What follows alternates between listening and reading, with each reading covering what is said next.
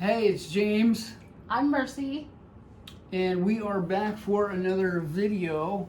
This time, just talking about telling you a few stories and just telling you some of the things, some of the challenges that we've had um, to overcome getting out of the house. Yeah, just our feelings and things that we've gone through adjusting to being out and about. And that's more difficult for James now than it was a year ago. Yeah. So before we get started, I would like to share a story about when James and I first started dating, kind of giving a little insight into who James and I are as individual people. So we hadn't been dating very long when I started to notice that James really took the time to stop and be present with where he was at. Really, in particular, with nature. We have a lot of moose here in Alaska, and often Caribou, love caribou. yeah, all kinds of different wildlife. And James will take the time. If we see a moose, he will take the time to stop and look at the moose. No matter how often we see moose, if we see a moose, James is going to stop and look at it. One day we were going up to Anchorage, it's about 150 miles away, and we actually had an appointment that we were running a little late for. Time was tight, and we were in downtown Anchorage, which is a big city, and saw a moose walking along the side of the road. And in Anchorage, that's not something I was used to seeing. yeah, so James started to slow the vehicle down so that he could stop and observe the wildlife. And I was like, we have a time crunch here. So We talked about it a little later. Yeah.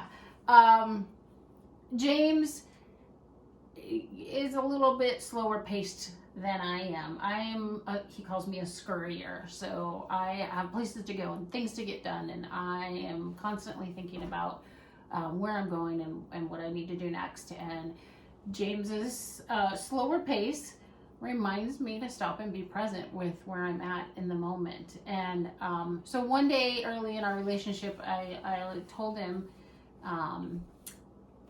very lovingly, like with a heart of appreciation, and told him that he was a sloth-like. And James, how did that make you feel at the time? At the time, I took offense because growing up, that was a negative connotation. Sloth-like was being like lazy and not getting things done. Yeah, so we had a conversation about that, and he came to realize that I actually meant it in a loving and kind way, yeah. And it was a compliment. So as you can see by some of the decor around us, James no longer takes offense to being Mr. Sloth. Yes. So just an insight into like where James and I are at. This was pre myositis, pre chronic illness. That was before he had a muscle weakening disease that caused him to slow down even a little bit more. So I think today we really want to talk about the challenges we've had just going places together and getting around in those places and being present with each other in those places, and what adjustments we've made or things that we had to adapt to and how we felt along the way. Yeah, there have been things we didn't even realize were happening as they were happening until we kind of processed and talked and figured some things out that we will explain. But yeah, just getting out of the house, walking. When we first met, I was a tow truck driver, running around, down on the ground, up, helping people, towing cars. And I really enjoyed that. I'm still friends with the owners to this day. So yeah, it has just been a challenge, and some of the struggles and just the processing that we've had to go through. Yeah. So just an example of somewhere we happen to go a lot is Walmart. We live in kind of a small town. There's not a whole lot of different places where you can shop. Walmart seems to be like the place that can be one-stop shopping. You go get a lot of things taken care of in that one stop. So we go to Walmart a lot. We used to go together and, you know, get the cart, stroll around the store, get the things we need. If I was on my own, I'd maybe go at a little faster pace and scurry about. But when James and I went together, it was a nice experience, this time together. Just going and chatting and spending time together. Yeah, looking at things and talking about stuff. And so that was, you know, something that we would do. And as the myositis started to progress, you know, it became a little harder. James would walk a little bit slower. And there came a time when I started to, because in my scurry mode, I would want to go in the store, gather up all the things I needed, purchase it, get out, go home, be done. So there were a lot of times earlier in the myositis progression when, you know, we'd pull up to the parking lot and I'd say, okay, James, just drop me off. I'll run in. I just have a few things. I'll grab them and we'll go. Because sometimes it would take, if it was just one item or two items, she could be back in the car by the time I could even get to the items. Yeah, or even, you know, to the store. Yeah. So that lots of times where James sat in the car, and I think you expressed that was, you didn't really like that so much. No, I felt loneliness and some sadness that we couldn't just go together. Yeah. And I was starting to feel too, like I appreciated that I could run into the store, grab the things I needed, and Thank leave. You for the tea, by the way. You're welcome. And but I too missed that time with him, and was feeling like, you know what? I think I want you to come in with me. And so we went through a phase of James coming into the store. We would go in together. There were some times when I asked him to come in with me, and we would walk into the store and he'd say, oh, I'm going to go to the bathroom. And then he would be in the bathroom for a long time. I'd scurry about, get stuff done. And then, you know, texting back and forth, okay, I'm checking out. And then just shortly after that, he would be coming out of the bathroom. And so I've often wondered if that was almost a way for him to kind of be able to go into the store but not have to try and keep up. When we finally got a handicap sticker, was that just this winter? She helps me so much with the timeline. No, that wasn't this one. Was it in the fall? We had it I think we got it fairly early in the spring after your diagnosis. Okay. Yeah, I think that was one of the things that Dr. Marcotte, suggested right away. So kind of on that note, I had fears, and we'll share this in the story, kind of as things progressed. Once I took a step or as it progressed, I wouldn't be able to go back and not use some of the tools. Some of the tools that were available, I was hesitant to use because I thought, like, once I start using them, I'll use them for the rest of my life. And I had fear of doing that. Yeah. So we got to the point where James would come into the store with us often, oftentimes it seemed like he'd go to the bathroom, and then I'd be a little frustrated, like, I wanted to do this together. We came in together, and now it's time to go. And I again was still feeling kind of lonely. But also during that time, there were times we realized that, if James used the cart and push the cart down, push the cart along in that kind of... I could use it like a walker. Yeah, kind of like a walker, something to hold on to. So we went along like that for a little while. Sometimes drop me off at the door, and then you go park. Yeah. That helped some, And then we started... so we would go in, it was slower, but James was there with me, so I liked that. So there was times where, we'd be going along and I would get ahead of him, and it really stands out in our minds of one time. So often I would get ahead of him and I would stop to wait for him to catch up to me. And that happened a few times. I would stop and then he would stop. And so finally one day I was like, no, come on, let's go. I'm waiting for you. I stopped so you could catch up. Right. And so we talked about that. Started processing that, and I realized that when she stopped, I was able to stop and have a rest because she had stopped. It was kind of like a hiker, a slower hiker and a faster hiker. The slower hiker is behind, the faster hiker stops, but by the time the slower hiker gets to the faster hiker is ready to take off again, and the slower hiker never gets to stop. Yeah. So I would stop and he would stop, and I would be thinking, why is he stopping? I'm waiting for him. Right. That's why I Right. stopped. And so finally that day I said to him, come on. And he was like, well, you get a break. And I'm thinking, I don't need a break. So it didn't occur to me that he needed to stop and take a break. Yeah. You know, because he'd been And working. I hadn't thought about this enough to voice that, to say something. I didn't even really realize I was stopping too until she said something that day, and then we talked about it and thought about it. And Yeah. It's communication has really helped. That's exactly what I was gonna say. Yeah, we've learned so much about communication. One of the things we've been blessed by is that we have both gone to therapy weekly almost since this began, and that's been huge. Yeah. And we just realized there's so many things that we need to communicate about. Huge shout out! Do they still do shout outs? Shout out to Tim.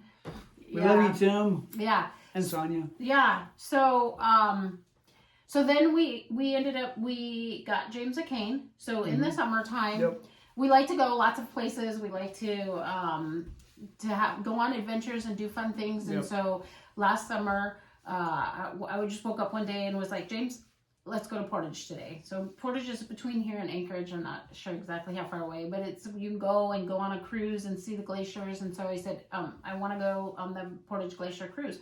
James just previously had a couple of pretty good falls. Mm-hmm. So I said, let's stop on our way. We'll stop at Sportsman's Warehouse and check out some trek poles, because James had said a few times that he thought that might be beneficial to him. So we stopped. We bought trek poles that I don't think you've ever used once. I walked outside a little bit last fall with them, but I just didn't get used to them enough. Yeah. Well, while we were there, we saw a basket full of canes. Yeah. And so we went ahead and bought him a cane. So that was when he started with his cane. We had a fabulous time on our Portage Glacier cruise. Mm-hmm. That went really well, and he's been using his cane ever since. Gotten a ton of compliments on it, and so it looks kind of classy. It's always, kind of a fun conversation starter. Yeah. We went to Vegas and got a lot of compliments on my cane there. It was fun. Yeah. It's interesting because we got it at Sportsman's Warehouse. Mm-hmm. You wouldn't think to get a cane at Sportsman's Warehouse, first of all, and then second of all, the one that people see as so classy and nice. So anyways, it's been the last couple months though at Walmart trips. James has discovered that actually getting in the little scooter makes a big difference. There again, I was hesitant to do that because I felt like I was losing the freedom of walking. But I couldn't keep up. I had to take a lot of breaks. And once I tried it, I found that I really liked it because it gave me freedom again that I was feeling like I had lost, to go around and have a look at whatever I wanted. Well, there were a lot of times too we would be in the store wandering around together, and James would say, Mercy, I'm tired. No. It's too much, and he'd go sit on the bench by the door, and then I'd finish scurry around, finish up my job, my shopping, and meet him at the door. So with the scooter, how much of your hesitancy had to do with pride? Like, honestly, was there, I'm just curious. And we've never really talked about that, but. You know, that's a good question. I think there was some pride in there. I think some fear, some sadness of losing the ability of doing things that I used to be able to do, and I'm losing that ability. But I have found that people are very respectful. I found some people act like they don't see me when I'm in a cart. Really? Which has been interesting until I start talking to them, and then they'll come. So before you ever got in the scooter, did you have fears of how other people would see you or what other people would think of you? Yeah, I would. So I think that would kind of be where, I don't know, the stigma, is that the right word? Yeah. Of being handicapped. You know, I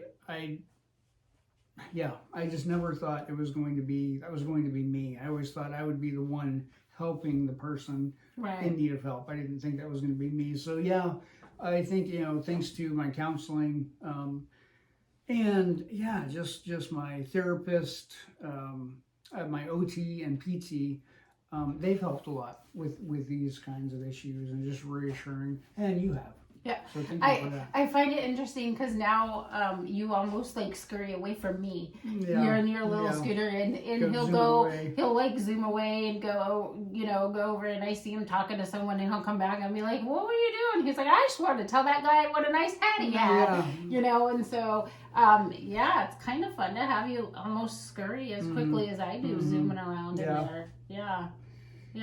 So it's given me a lot of freedom. So it's a positive thing. Positive interactions, and I think only one time, I think I had my cane, and I think the guy didn't see that I had my cane, and I had accidentally stepped in front of him, and so I think he had taken some offense until he realized I could hardly walk. Yeah. So, but that was just a very isolated incident. That's never happened again. Yeah. So some other ways to get around, like, I think we've mentioned before that James is not wheelchair bound. Not yet. We have used the wheelchair a few times, so our experience with wheelchairs is it's been very positive. Yeah. So last year when we went down to Johns Hopkins in January of 21, we had a couple layovers between Alaska and Washington, D.C., where we flew into. And one layover in Denver, Colorado was a pretty long one. It was like 5 hours. We got there really early in the morning. Like, the airport was it seemed like it was almost shut down. There was just hardly any people there. And so we had a pretty long walk to the next concourse. But it was okay because we had so much time. We just went slowly, and stopped and took breaks. And I looked at James, I looked him in the eye, and I said, James, this was before we even had our diagnosis of inclusion body myositis. But I told him, I said, if you feel the need, or if you see, that would be beneficial, do not feel, it's okay. It's okay to get a wheelchair. So we had talked about that, and then that took me some time to mull that over, process that. A wheelchair to me felt like a big next step down. I don't know. Go ahead. So we then flew into Washington, D.C., and as we were getting off the plane, this felt like a huge God hug. Yeah, definitely. When this happened, it was. Same trip. I just felt the need to stop and tell you, if you feel a need for a wheelchair, go for it. Well, we were walking off the plane. We were the last ones off the plane. So as we were walking off, there was a guy standing there with a wheelchair. He said, "Are you, Mr. Johnson," or whatever, the name was. And we said, no, not us. And the flight attendant behind us came right off, and she said, "They're the last ones off the flight." James and I like looked at each other, and I was like, "Do you want to?"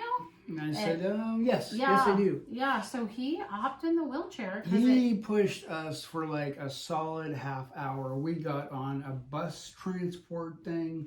He stayed with us every minute, and he helped us with our luggage. Well, helped Mercy with the luggage because I can't do that anymore. I used to, but not anymore.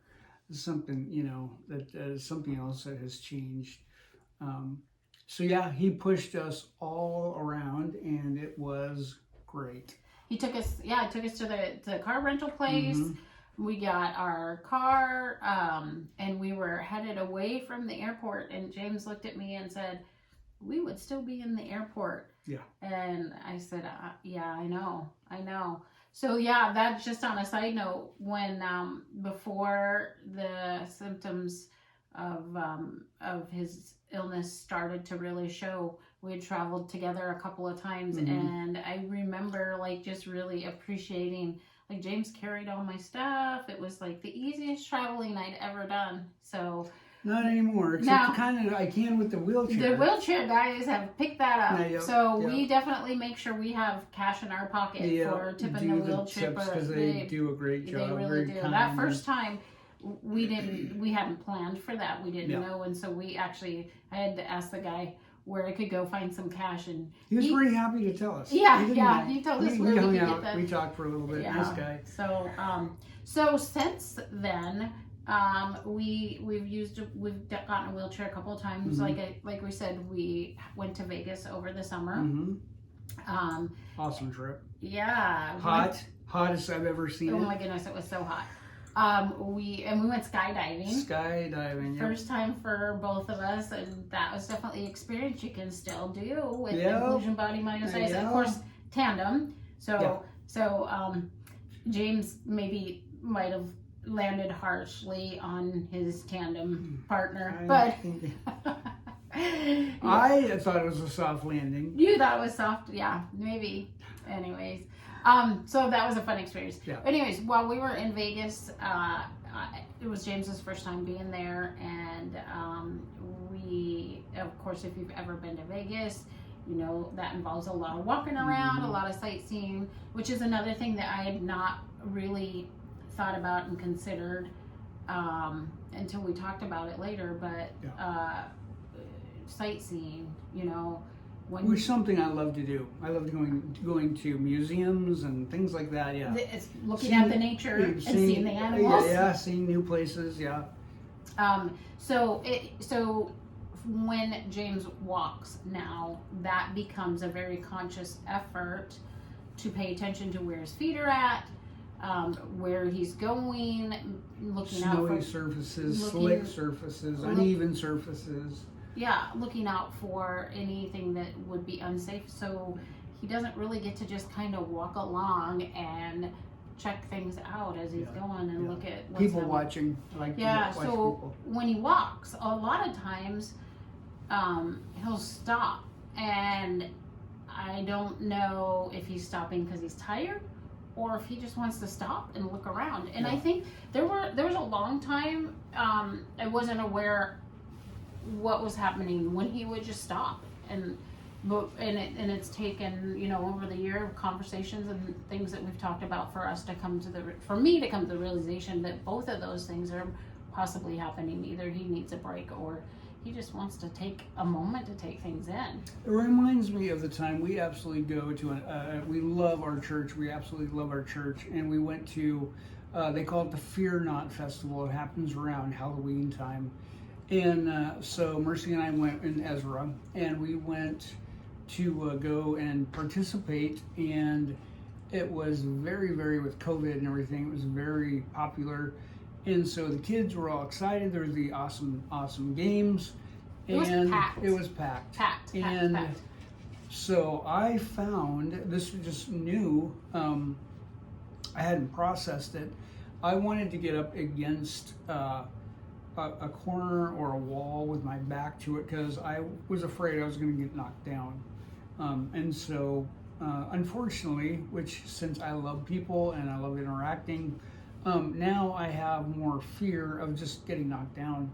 in those kinds of environments or situations. Yeah. So we need to, I think what maybe, you know, in the future when we might have that sort of a situation, we might need to maybe get there early, find a good seat, and sit you somewhere and just let people come to you.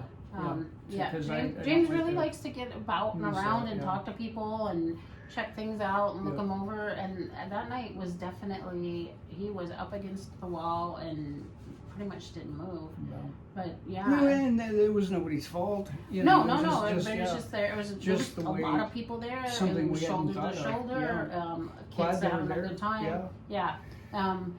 So, anyways, in Vegas, we spent some time with my cousin and her husband Jack and Vicky. Jack and Vicky. Hey guys. And just really enjoyed their company. I think it might have been, they didn't say anything that was hurtful or disrespectful or anything, but I think it might have been a little bit hard for them to get used to moving at a slower pace. Slow, which, you know, I've been working on getting used to that, and so you've had a long time to do it. Yeah, Jack. Sorry, Vicky. They mentioned a few times the possibility of maybe trying to rent a wheelchair or something like that. So after they left, we did borrow one from the hotel one day. Just to push one. And you know, and so that day I pushed James around, you know, I don't know, 4 or 5 hours, pushed him around. The Caesar's Palace, I think, is where we were at. And fun. I liked it. So James from my perspective, it was great. He was able to look around and take everything in. And not be worried about where your feet were going to step. I did not like it. No. I don't think I told James that day. He enjoyed it so much, and I was happy for him to have that. But I'll tell you what, it was hot there. It was 117. Like I said, the hottest I've ever seen it. Yeah, and it's hard to push someone around in a wheelchair. But what I really missed was feeling like I was present with James. You know, when we walk side by side, we can stop and look each other in the face and have conversations. When he's in a wheelchair, he's in front of me and I'm pushing him. And I'm just checking out everything. And it doesn't feel like we're together. Yeah. So that was in June, and then in September. Time for the Alaska State Fair. Yeah. Which historically, I've always loved going to the fair. I've loved going and looking at the vegetables, the animals, the displays, the art, the watching the kids pet the lambs or whatever. I like shopping. Shopping, And eating. Yep, I do too. That coffee, getting good coffee. Yeah, good fair food. You gotta get your fair food. You gotta do a little bit of shopping. So this was kind of a new thing that I had not processed. I had not thought about. I was excited. We were taking Ezra. We met some family there, and so we got there, and it hit me very quickly that there were thousands of people walking around, and I was watching them. And we'd agreed that we wouldn't get a wheelchair right away. I would go as long as I could. So we had talked about it, and that was when I shared with James the experience, how that was for me in Vegas. Just that I would rather walk slowly, stop and take a lot of breaks, and have that presence where it felt like we were there together. Both of us had been to the Alaska State Fair many times throughout our lives, and so I told him, I was like, if we don't get very far, it's not like we're gonna miss out. We've missed something. But it hit me hard that day. That how much it bothered me that I couldn't scurry around. I don't know if I ever really scurried. Whatever, made my way, however, what speed that was. I couldn't do it like I used to. And so Mercy, we had talked, and she said, I'm gonna go, there's some shops I want to go check out. I was watching a magic show or whatever, and I realized then, just sitting there and watching people, watching the show, that realizing that historically I've loved the fair. I used to love just running all over. Now I can't. And so I I think really that day I did some grieving, and felt the sadness and the loss of that day, and so we went to the Billy Idol concert that night. So we did get a wheelchair. We did at the end of the day, yeah. Abby came. We met up with Yeah. Abby, and she's an awesome nurse. So during the day, Pushed me. So we did walk about, Yeah. and James used quite his a bit, cane, quite a bit, yeah. and when he'd get tired, he'd stop and take a break, and he'd maybe stop and watch a show, and I would scurry off, go do a little shopping. And I had places I wanted to go in particular, and Yeah. then come back and find him, and so it was not as much together, but I think more so than it would have been if you'd been in a wheelchair the whole day. Right. But yeah, so we got one at the end of the day, right before the concert, and Abby was quite content to push you around. It was fun. That and, was fun to spend that time with her. Yeah, Sister Abby, and so, so that's kind of our experience with wheelchairs to this day. I hope there's so much we still have to learn and so much we need to experience, but obviously my hope is that it'll be some sort of powered wheelchair when we get to the point where you're using it on a regular basis, and it's not me pushing you around. Right. And so speaking of powered things, I've used the scooter, like we said at Walmart, and that has helped so much, and Safeway and grocery shopping and things. And then we can kind of be side by side, so that's just an advantage. And talk, and have communication. it's so important. Yeah. And so I think more than anything, what we've learned over the last year and a half or so is we have a lot of things to adjust to, a lot of things to adapt to, but it's just constantly about communicating with each other. There's difficulties, there's feelings that James goes through. And there's times I don't even know what they are. We were out and about, and I saw a woman stuck in the snow in her vehicle, and the next thing I know, she had gotten out, and she looked like she was going to work or something. She was nicely dressed. Next thing I know, she was in that gray, sloppy snow, down on her knees, digging with her hands.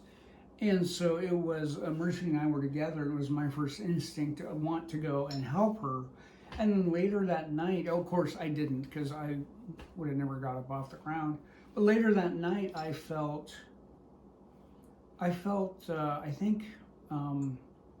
loss, and I was angry, you were easily agitated. Yeah, I was agitated that night, and after processing, I realized, and I wasn't specifically thinking of that instance, but it just takes me a while sometimes, and patience on Ezra and Mercy's part, and a lot of times I go back and apologize for, guys, I don't even know what was wrong, and so then we communicate more, and I just think that is such an important aspect of this, is a communication. Communication is so important. Yeah. And sometimes when we don't know what's going on, and if we just communicate, then we can process that together. Right. The whole stopping in the store and then seeing him stop and no, come on, I just want you to catch up, and and then that had happened a few times before we actually discussed what was going on with eeach of us separately. It takes a little while for it to hit us or compute. So anyways, again, we are just super excited to share our journey with you guys. Talk about how we adjust, how we adapt, talk about feelings and emotions that we're having. We have been so excited and encouraged by all the messages that we've gotten, by all the ways that all the people that have watched our videos and have subscribed to our channels, and we just really are excited that other people are being affected, and we want to keep going. if you haven't subscribed to our channel, I'm going to go ahead and do that shameless plug and ask you. We have almost 100 subscribers. Yay! If I knew how to know who subscribed when, I would do some kind of a prize if you were our 100th subscriber, but I don't know how to do that. So we're learning. This is a learning process for us too. Just real quick, you've heard me mention Ezra. Ezra, come here real quick. Just want to Ezra has been a huge help. I can help you guys with that though. I know how. He can. He does some of his own YouTubes, but Ezra has been such a help with me around the house and things like that, and so I really appreciate him. We will see you all next time. We're off to Johns Hopkins here. And then in like 2 days. And yeah. So thanks again, guys. See ya. See you soon. Bye.